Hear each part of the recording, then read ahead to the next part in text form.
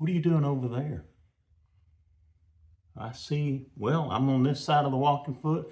I guess you're where you need to be. Oh, you know what we're going to talk about today? Springs. Begin assimilation.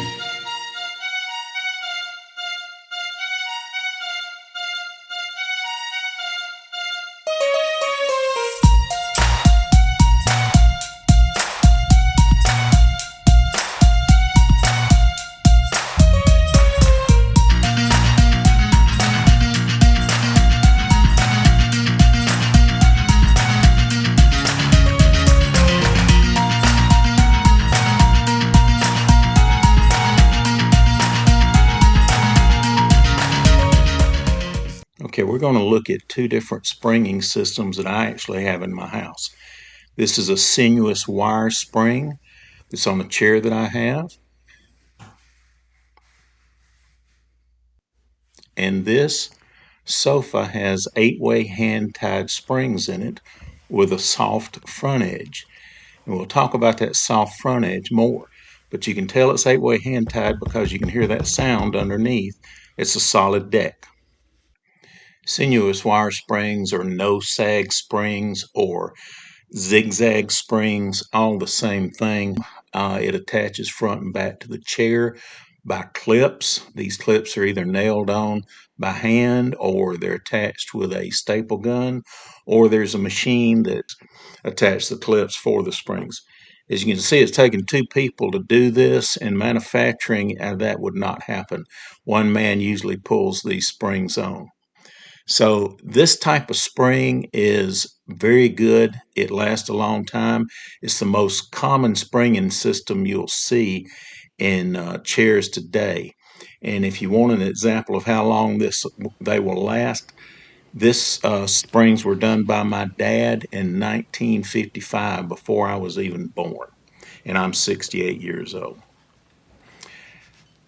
So this is 8-way hand-tied springs. 8-way hand-tied means there's a knot at 8 points around that spring to hold it in. This is an example of a soft front edge, like I had on my sofa, so that it bounces up and down. A soft front edge will give a lot of relief to your cushions. If you've ever had cushions that wear out on the front only, that's because it's a hard front edge. And a lot of times it will cause cushions not to last as long as they should. Now this here is an example of an old style of the way they would attach the springs to jute webbing. You can see an example here of a guy tying the springs. Is very labor intensive, and that's why it's only reserved for upper end sofas and chairs. This is a drop-in unit, which is a lot of manufacturers use. This is an example of elastic being stretched on, elastic webbing on seats, which I really don't recommend because it's flat and you get no ride in the seat whatsoever. Any curve or anything built into the seat is built in by the foam, which is not always the best way to do it. And a lot of times in a flat seat, you'll get a negative pitch, which will give you the feeling that you're sliding out of it. One of the reasons I let this video play on is because this is an example of how people are doing upholstery in foreign countries, working on the floor and using primitive equipment. So this is what you get when you buy foreign made. Not always, but sometimes. That's the reason I'm trying to educate you on how furniture is built so you know what to look for. This is a startup company I worked for, J. Miles, back in 2005, and they approached me about being their R&D, and I developed all their product. And one of the springing systems we used was a pocketed coil, and that turned out to be a fantastic spring unit, very long lasting.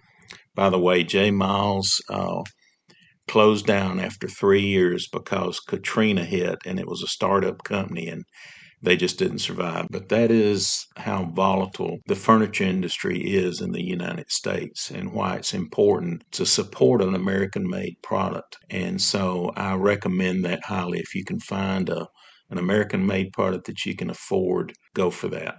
In conclusion, sinuous wire springs is what most manufacturers use.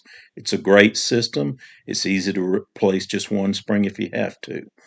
Coil spring, a little more top of the line, a little more labor intensive, so it's more costly. A soft front edge, if you can get it, is the better way to go. If you have any questions about springing systems, leave a comment below and I'll get back to you. Thanks for watching.